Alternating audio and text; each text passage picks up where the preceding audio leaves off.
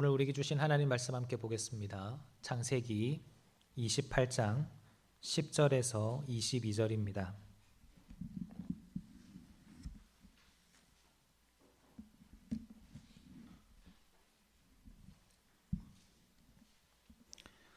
창세기 28장 10절에서 22절까지 말씀 제가 봉독하겠습니다.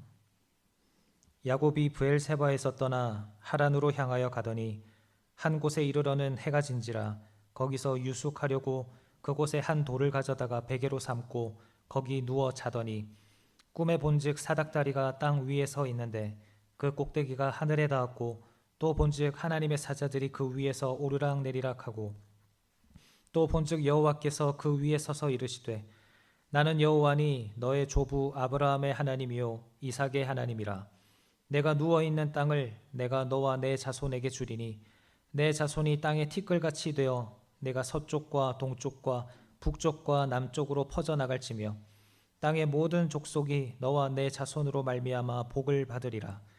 내가 너와 함께 있어 내가 어디로 가든지 너를 지키며 너를 이끌어 이 땅으로 돌아오게 할지라.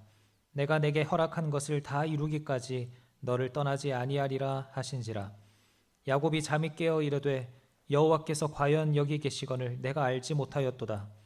이에 두려워하여 이르되 두렵도다. 이곳이여 이곳은 다름 아닌 하나님의 집이요 이는 하늘의 문이로다 하고 야곱이 아침에 일찍이 일어나 베개로 삼았던 돌을 가져다가 기둥으로 세우고 그 위에 기름을 붓고 그곳 이름을 베델이라 하였더라. 이 성의 옛 이름은 루스더라. 야곱이 서원하여 이르되 하나님이 나와 함께 계셔서 내가 가는 이 길에서 나를 지키시고 먹을 떡과 입을 옷을 주시어 내가 평안히 아버지 집으로 돌아가게 하시오면 여호와께서 나의 하나님이 되실 것이요 내가 기둥으로 세운 이 돌이 하나님의 집이 될 것이요 하나님께서 내게 주신 모든 것에서 10분의 1을 내가 반드시 하나님께 드리겠나이다 하였더라. 아멘. 잠시 기도하겠습니다. 은혜로우신 주님 감사합니다. 거룩한 주일 주님 앞에 나와 예배하게 하시고 우리의 마음과 뜻을 다하여 주님만을 바라보게 하시니 감사합니다. 주님 성령님으로 우리 가운데 역사하여 주시어서 이 시간 우리 가운데 친히 말씀하여 주시고 우리에게 필요한 말씀들을 새겨주셔서 이 세상 살아가는데 부족함이 없도록 우리에게 힘과 능력을 공급하여 주시옵소서. 살아계신 하나님 우리의 마음을 열어 주시옵소서. 우리의 눈을 열어 주시옵소서. 하나님이 이곳에 함께 계심을 깨달아 아는 지혜가 있게 하여 주시옵소서. 감사를 드리며 예수님의 이름으로 기도합니다. 아멘. 한 주간 잘 지내셨습니까? 네, 오늘도 하나님 말씀 함께 살펴보려 합니다. 오늘 제목은 나를 베델이 되게 하시는 하나님, 나를 베델이 되게 하시는 하나님입니다. 여러분 혹시 성경을 읽으시면서 특별히 창세기를 읽으시면서 이런 생각을 해보신 적이 있으신가 모르겠습니다. 아니 창세기에 왜 이리 아브라함과 이삭과 야곱 이야기를 길게 써놓았을까? 창세기 내용을 쭉 살펴보면 창세기 12장부터 36장까지 총 25장 정도에 되는 분량, 그러니까 창세기의 절반 정도 되는 분량이죠. 그 창세기의 절반 정도의 분량이 이 세 사람의 이야기로 가득 차 있습니다. 생각보다 좀 길지요. 하나님께서는 왜 아브라함과 이삭과 야곱 이 세 사람의 이야기를 이렇게 창세기에 길게 기록해 두셨을까요? 그냥 단순하게 재미있는 옛날 이야기를 들려주고 싶으셔서는 아닐 겁니다. 그 이유는 무엇이냐면 이 세 사람의 삶을 통해서 하나님께서 죄인인 우리를 어떻게 구원하시고 또 어떻게 거룩한 백성으로 빚어 가시는지를 보여주시기 위해서입니다. 그래서 이 세 사람의 삶을 찬찬히 좀 살펴보면 우리가 구원을 어떻게 이루어 가게 되고 또 완성되어 가는지 그 구원의 서정이 잘 드러나는데요. 먼저 아브라함의 삶을 보면 하나님은 갈대아 우르에서 우상을 숭배하던 그를 하나님의 강권적인 은혜로 부르셨습니다. 이것을 소명, 부르심이라고 합니다. 그리고 하나님은 아브라함으로 하여금 강을 건너서 약속의 땅으로 들어오게 하심으로써 영적인 중생, 거듭남이라고도 하죠. 중생을 경험하게 하셨고, 또 아브라함은 이 소돔 왕이 주는 물질을 거부하고 멜기세덱에게 이제 11조를 드림으로써 자신의 마음이 세상에서 이제는 하나님께로 옮겨졌다라는 회심을 보여주었습니다. 그리고 창세기 15장에서 하나님의 약속을 굳게 믿는 아브라함에게 하나님은 그를 의롭다라고 칭해 주셨습니다. 이것이 칭의라고 하는데요. 이렇게 아브라함의 생애를 보면 우리의 구원이 어떻게 시작이 되었는가 하는 구원의 과거적 사건들을 잘 보여줍니다. 이어서 그 아들 이삭은 어떻습니까? 이삭은 모리아 산에서 자신을 번제물로 내어놓는 순종을 통해서 십자가의 예수 그리스도를 예표하고 있습니다. 나아가 그는 아브라함의 영광스러운 언약을 이제 물려받는 자가 되죠. 이것이 무엇을 의미하냐면 성경에서 가문의 언약과 또 유업은 오직 합법적인 아들만이 상속을 받을 수가 있는데, 이렇게 아브라함의 언약을 이삭이 물려받은 것처럼 우리도 영적인 고아가 아니라 이제는 하나님의 나라를 상속받는 양자, 하나님의 자녀가 되었다라는 것을 보여주는 인물이 바로 이삭인 것입니다. 그렇다면 오늘부터 이제 본격적으로 살펴보게 되는 야곱은 우리의 삶에서 무엇을 가르쳐 주냐면, 이 하나님의 자녀로 입양된 이 양자, 우리가 그런 존재가 되었다면 그러면 우리는 어떻게 살아가야 할 것인가? 구원받은 성도로서 우리가 어떻게 살아가야 할 것인가? 바로 이 척박한 땅을 살아가는 이 날 동안 우리가 깎이고 다듬어져서 더 예수 그리스도를 닮아가는 것, 이것을 성화라고도 하고, 또 하나님께서 우리를 끝까지 책임지고 이끄신다라고 해서 견인이라고도 하는데요. 이 성화에 대한 이야기가 바로 이 야곱에 대한 이야기입니다. 구원의 현재적인 사건을 잘 보여주는 그런 이야기라고 할 수 있는 거죠. 이런 차원에서 오늘 우리가 읽은 이 창세기 28장은 야곱의 성화의 여정이 본격적으로 시작되는 장면이라고 할 수 있습니다. 자, 그런데 오늘 본문의 상황이 어떤 상황입니까? 원래는 이 야곱은요, 이삭의 장막에서 아주 편안하게 잘 살던 인물이었어요. 그런데 그만 형의 장자의 명분을 팥죽 한 그릇에 빼앗아 버리고, 또 아버지를 속여서 형이 받으려고 했던 장자의 명분을 그만 자신이 다 받게 됩니다. 그 결과 이제 에서가 어떤 마음을 품게 되냐면, 창세기 27장 41절을 보면 내가 내 아우 야곱을 죽이리라 라고 생각합니다. 그 정도로 에서가 야곱에 대해서 극단적인 감정을 크게 품게 됩니다. 그런데 이런 분노가 극에 달해 있는 상황 가운데서 야곱은 무엇을 선택하냐면 자신의 생명을 유지하기 위해서 급하게 삼촌 라반의 집으로 도망을 가게 됩니다. 평생 자기를 보호해 주던 부모님의 그늘도 없고, 또 그냥 낯설고 캄캄한 들판에 홀로 덩그러니 남겨지게 됩니다. 내 힘과 내 방식대로 내 인생을 살아보려고 하다가 결국 모든 것이 무너져 버린 그 절망의 자리, 바로 그곳에서 오늘 본문의 이야기가 시작이 됩니다. 하나님은 내 힘이 다 빠져버린 그 절망의 밤에 야곱을 어떻게 찾아오셨을까요? 그리고 그 흠 많은 야곱을 하나님은 어떻게 성화시켜 가실까요? 오늘 베델의 사건을 통해서 이 성화의 과정들을 함께 살펴볼 때 우리의 실패 속에서도 쉬지 않으시는 그 하나님의 은혜를 함께 발견하고 참된 거룩함의 길로 나아가는 우리 모두가 되시기를 주님의 이름으로 축원합니다. 아멘. 먼저 그렇다면 성화는 언제 어떻게 시작이 되는가? 성화는 내 인생에 해가 질 때, 그러니까 내 힘과 고집이 끝날 때 비로소 시작이 됩니다. 오늘 본문 10절과 11절 말씀을 보시면 야곱이 도망을 가는 장면이 아주 사실적으로 묘사가 되어 있어요. 성경을 보시면 야곱이 브엘세바에서 떠나 하란으로 향하여 가더니 한 곳에 이르러는 해가 진지라. 거기서 유숙하려고 그곳에 한 돌을 가져다가 베개로 삼고 거기 누워 자더니. 여러분, 지금 야곱의 심정을 한번 상상을 해보십시오. 야곱은 태어나서 지금까지 자신의 아버지의 장막을 떠나본 적이 없습니다. 늘 어머니의 따뜻한 보살핌을 받으면서 따뜻하게 편안하게 자라왔던 인물이 야곱입니다. 그런데 그는 지금 무려 800km 이상 되는 아주 먼 거리를 걸어가고 있습니다.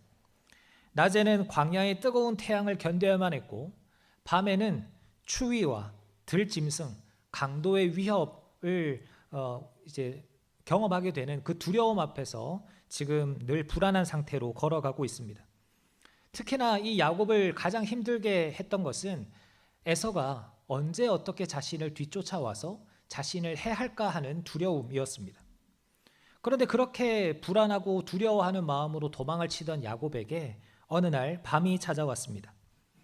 성경은 담담하게 해가 진지라라고 기록을 하고 있는데요. 이것은 단순히 물리적인 시간만을 말하는 것이 아닙니다. 해가 진지라라는 표현은 지금 야곱이 처해 있는 상황을 상징적으로 잘 보여주고 있어요. 캄캄한 영적인 상태, 마치 벼랑 끝에 서 있는 그런 자신의 인생을 해가 진지라라는 표현으로 묘사를 하고 있는 것이죠. 여러분, 지금 야곱이 왜 이 고생을 하고 있습니까? 하나님의 약속을 기다리지 않고 자신의 힘으로 하나님의 복을 쟁취하려고 했기 때문입니다. 내가 원하는 축복의 자리, 내가 원하는 성공의 자리를 내가 아버지만 속일 수 있다면, 내가 형의 눈만 피할 수 있다면 내가 그 모든 것을 다 가져올 수 있다라고 생각을 했던 거죠. 하지만 철저하게 인간적인 방법을 동원했던 이 야곱에게 찾아온 결과가 무엇이었습니까? 사랑하는 부모님의 곁을 떠나야만 했고, 안전한 집을 잃어버렸고, 그토록 원했던 장자로서 누릴 수 있는 권리는 다 잃어버린 채 모든 것을 다 잃어버리고 놓아버리고 도망치는 신세가 되어버렸습니다. 내 지혜와 내 열심으로 인생을 세워버렸던 그 야곱의 모든 계획이 다 산산조각이 났습니다. 야곱의 인생의 말 그대로 해가 져버린 겁니다. 그렇게 해가 져버린 그때에 아무도 없는 그 쓸쓸한 들판 가운데서 야곱은 굴러다니는 돌 하나를 주워서 베개로 삼고 잠을 청합니다. 잠을 자기 위해서 뒤척이는 그 야곱의 마음에 어떤 마음이 들었을까요? 자신의 지난 판단과 결정을 후회하는 마음도 들었을 것 같고, 여러 가지 두려운 마음도 있었을 것 같고, 또 혼자 그 밤을 지새워야 한다라는 외로움도 야곱에게 있었을 겁니다. 그런데 바로 이 지점에서 우리는 성경이 말하는 놀라운 비밀 하나를 깨달을 수 있어야 합니다. 우리는 해가 지는 시간을 하루를 마감하는 시간으로 생각을 합니다. 해가 뜰 때를 하루의 시작이라고 여기는 거죠. 그래서 우리가 생각하기에 지금 야곱은 하루를 마감하는 그 시기에 처량하게, 안타깝게, 불쌍하게 잠을 청하는 모습처럼 보입니다. 그런데 유대인의 시간 개념을 한번 생각해 보십시오. 창세기 1장의 그 창조 기사를 보면 유대인들의 하루의 개념을 알 수 있는데요. 이렇게 기록이 되어 있습니다. 저녁이 되고 아침이 되니 이는 첫째 날이니라. 유대인들에게 있어서 하루의 시작은 해가 뜨는 아침이 아니라 해가 지는 저녁입니다. 이것이 무엇을 의미하겠습니까? 현대를 살아가는 우리에게 하루의 시작은 내가 잠에서 깨어 일어나서 내가 움직이고 일하는 시간이지만, 유대인들에게 있어서 하루의 시작은 내가 잠이 드는 시간, 내가 모든 것을 내려놓는 시간, 그 말은 곧 하나님께서 일하시는 시간, 하나님께서 역사하시는 시간, 그때가 하루의 시작이라는 것입니다. 이런 차원에서 야곱의 입장에서 이 밤은 모든 것이 실패하고 내 힘이 완전히 바닥나서 내 인생의 해가 져버린 그런 상황처럼 보이지만, 하나님의 시선에서는 어떻습니까? 역설적으로 하나님께서 친히 야곱의 삶 가운데 개입하셔서 일하시는 시간, 새로운 영적인 하루의 시작이라는 것입니다. 하나님은 야곱이 자기 집에서 자기 뜻대로 살아갈 때에 그때 야곱에게 찾아오시지 않으셨습니다. 오히려 모든 것이 다 끝난 것 같고 철저하게 혼자가 되어서 차가운 돌 베개를 벗삼아서 절망의 밤을 보내고 있는 그때에 바로 그때 그를 찾아오셨습니다. 그리고 그곳에서 야곱을 다듬으셔서 장차 이스라엘이라는 인물로 빚어가시는 위대한 성화의 여정을 시작하신 것입니다. 사랑하는 성도님 여러분, 혹 우리 가운데 인생에 해가 져버린 것 같은 그런 캄캄한 밤을 보내고 계시는 분이 혹 계십니까? 나름대로 내 인생을 잘 경영해 보려고 해도 밤낮 없이 수고하고 땀을 흘려도 돌아오는 것은 상실과 실패뿐이고 남들에게 말하지 못할 재정의 위기라든지 육신의 질병이라든지 깨어진 관계 속에서 정말 홀로 광야에 덩그러니 돌 베개를 베고 누워서 두려움과 외로움 가운데 계시지는 않는지, 더 이상 내 힘으로는 어떤 문제도 해결할 수 없을 것 같은 그런 무력감에 사로잡혀 계시지는 않는지 모르겠습니다. 만약 우리 가운데 그런 분이 계시다면 너무 걱정하지 마시기를 바랍니다. 왜냐하면 바로 그 자리가 영적으로 가장 복된 자리이기 때문입니다. 내 육신의 해가 지고 내 인간적인 노력이 아무런 소용이 없다라는 것을 비로소 깨닫게 되는 그 자리, 바로 그 시간, 바로 그 자리가 살아계신 하나님께서 내 인생 가운데 일하시기 시작하는 거룩한 출발점이 되기 때문입니다.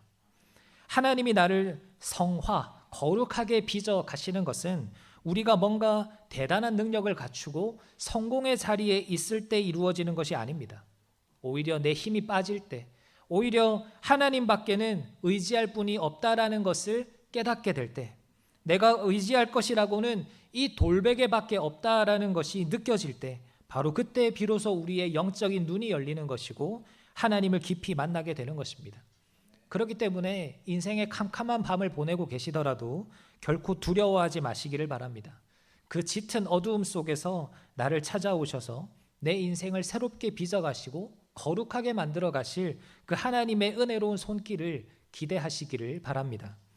인간의 끝, 나의 끝이 하나님의 시작이라는 것을 기억하시면서 우리의 연약함도 온전히 맡겨드릴 수 있는 우리 모두가 되기를 주님의 이름으로 축원합니다. 여기에 이어서 이제 우리의 성화가 언제 어떻게 이루어지는가를 살펴봤다면, 이제는 하나님께서 나를 어떻게 성화, 거룩하게 빚어가시는가, 하나님이 나를 어떻게 거룩하게 빚어가시냐면 예수 그리스도를 통해서 하나님 자신을 만나게 하심으로 거룩하게 만들어 가십니다. 차가운 돌베개를 베고 절망의 잠에 빠져든 야곱에게 하나님은 꿈 가운데서 나타나십니다. 본문 12절을 보십시오. 꿈에 본즉 사닥다리가 땅 위에 서 있는데 그 꼭대기가 하늘에 닿았고, 또 본즉 하나님의 사자들이 그 위에서 오르락내리락 하고. 야곱이 꿈에 이제 환상을 보게 됩니다. 사닥다리가 눈에 보이게 되는데 그 사다리가 하늘에서부터 땅까지 이어져 있어요. 그리고 그 사다리에 하나님의 사자들, 천사들이 오르락내리락 하는 것을 보게 됩니다. 그런데 그뿐만이 아니라 13절을 보면 하나님의 음성이 들려와요. 나는 여호와니 너의 조부 아브라함의 하나님이요 이삭의 하나님이라. 여러분, 지금 이 장면이 하나님께서 처음 야곱에게 나타나신 장면이거든요. 그런데 하나님께서 야곱에게 자신을 뭐라고 소개하십니까? 나는 너의 하나님 여호와다, 이렇게 말씀하시지 않으세요. 나는 너의 할아버지 아브라함과 너의 아버지 이삭의 하나님이다, 이렇게 말씀하시거든요. 이렇게 말씀하시는 이유는 지금 야곱의 삶에 하나님이 어떤 하나님이라는 겁니까? 그냥 할아버지 아브라함이 믿던 하나님, 아버지 이삭이 믿던 하나님이라는 거예요. 여러분, 야곱은 우리식으로 표현하면 모태신앙이었습니다. 신앙의 울타리 안에서 자라났고 아버지의 축복을 그토록 사모했던 사람이에요. 그런데 하나님의 복은 사모했지만 정작 그 복을 주시는 하나님에 대한 사랑은 없었습니다. 하나님과의 개인적이고 인격적인 만남도 없었습니다. 누군가에게 전해 들은 지식으로 아는 하나님, 다른 사람들의 간증 속에서만 존재하는 그런 관념적인 하나님이 야곱이 알고 있는 하나님의 전부였어요. 여러분, 오늘날 교회 안에도 이런 일들이 얼마든지 일어날 수 있습니다. 늘 설교를 통해서 귀로 듣는 하나님, 내 부모님이 만난 하나님, 내 배우자가 기도하며 응답받았던 하나님에 대해서는 잘 알고 있습니다. 성경에 대한 지식도 있고요. 교회 생활도 굉장히 익숙합니다. 하지만 내 인생에 캄캄한 밤이 찾아왔을 때 이렇게 누군가의 신앙, 남에게 전해 들은 그 신앙만으로는 결코 그 고난의 시간을 이겨낼 수가 없습니다. 나에게 찾아온 영적인 위기와 어려움 앞에서는 아브라함의 하나님, 이삭의 하나님이 아니라 나의 하나님이 필요하기 때문입니다. 그렇다면 어떻게 해야 그 하나님을 나의 하나님으로 만날 수 있을까요? 그 해답이 하나님께서 보여주신 이 환상 가운데 있습니다. 야곱이 본 이 사닥다리는 땅에서부터 하늘에까지 이어져 있습니다. 아래로는 땅에 닿아 있고 하늘로는 하늘에 닿아 있습니다. 이것은 땅으로 비유되는 이 야곱의 어둡고 비참한 현실과 또 하늘로 비유되는 하나님의 임재가 서로 연결이 되어 있다라는 의미예요. 야곱은 자신의 부모님을 곁을 떠나면서 철저하게 버림받은 것 같은 모습입니다. 하나님과도 단절되었다라고 생각을 했을 겁니다. 하지만 하나님은 하늘과 땅을 잇는 그 사닥다리를 통해서 천사들을 부지런히 오르내리는 그 모습을 통해서 지금 이 고독한 도망자 야곱을 불꽃 같은 눈으로 지켜보고 있다. 내가 너를 돌보고 있다라는 것을 시각적으로 보여주시는 거예요. 그런데 이 사닥다리가 무엇을 의미할까요? 요한복음 1장 51절 말씀을 우리가 함께 읽어보겠습니다. 시작. 또 이르시되 진실로 진실로 너희에게 이르노니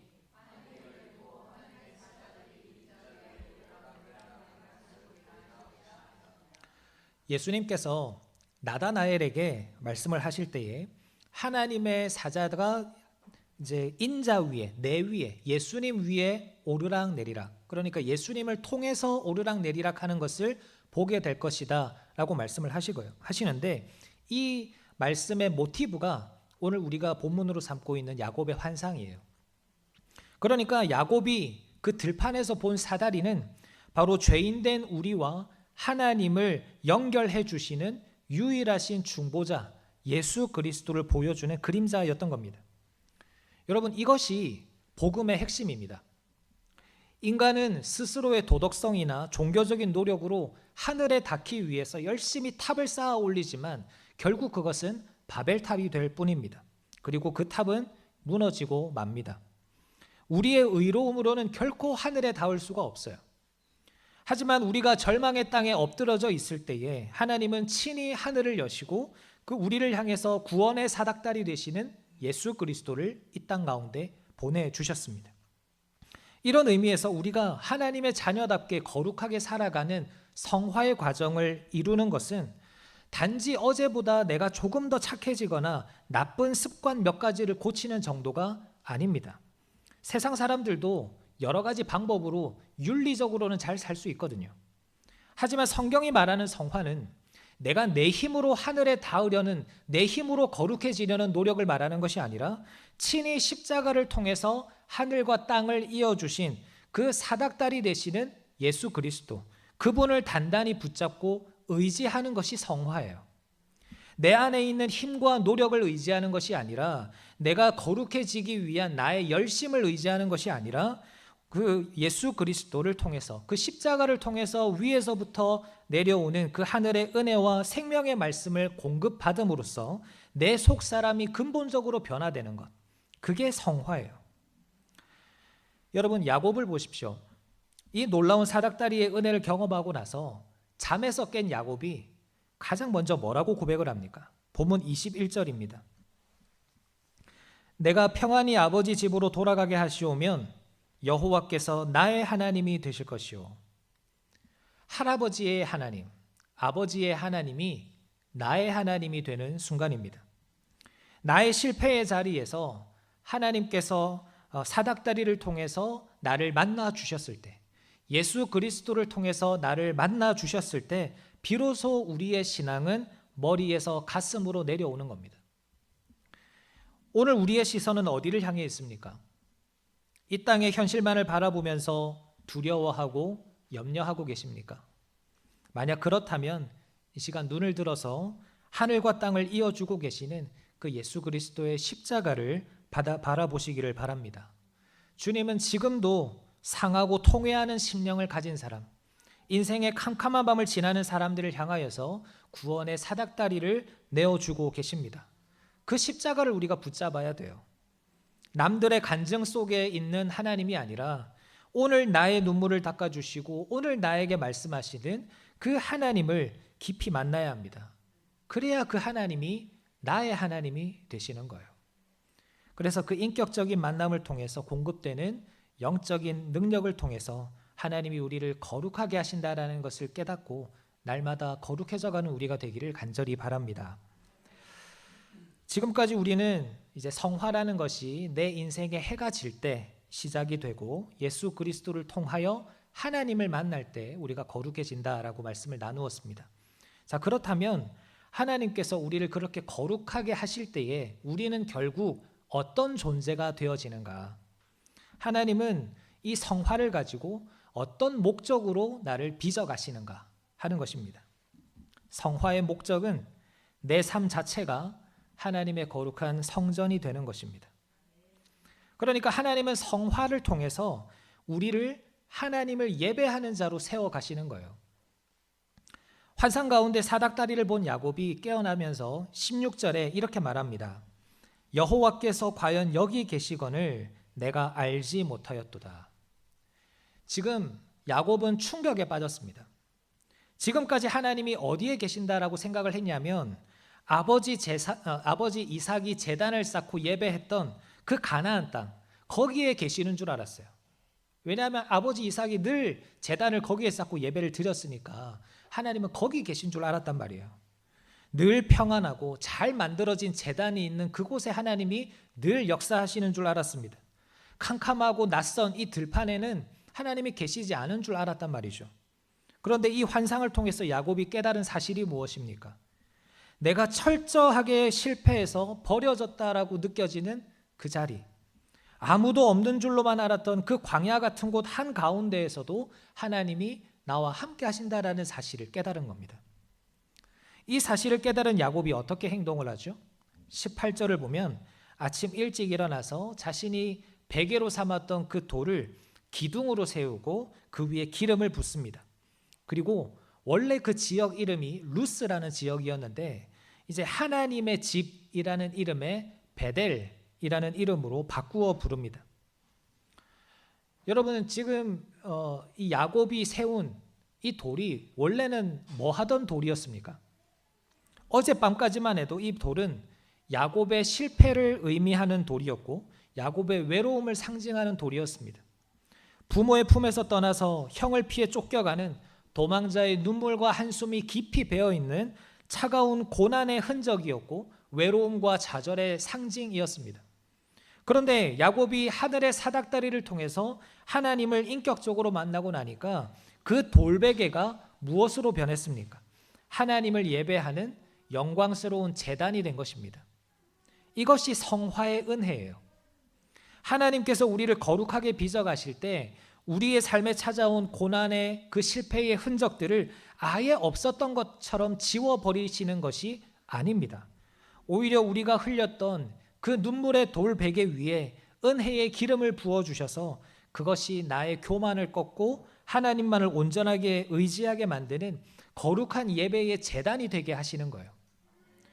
세상의 사람들에게는 그저 실패와 고난과 좌절의 상징에 불과한 돌 덩어리일 뿐이라 할지라도 십자가의 주님을 만난 성도, 그 십자가를 통해서 하나님을 인격적으로 만난 성도는 그 아픔의 자리가 하나님을 깊이 만나는 베델, 하나님의 집이 되는 것입니다.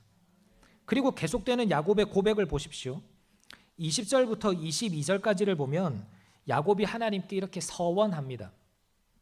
야곱이 서원하여 이르되 하나님이 나와 함께 계셔서 내가 가는 이 길에서 나를 지키시고 먹을 떡과 입을 옷을 주시어 내가 평안히 아버지 집으로 돌아가게 하시오면 여호와께서 나의 하나님이 되실 것이요 내가 기둥으로 세운 이 돌이 하나님의 집이 될 것이요 하나님께서 내게 주신 모든 것에서 10분의 1을 내가 반드시 하나님께 드리겠나이다 하였더라.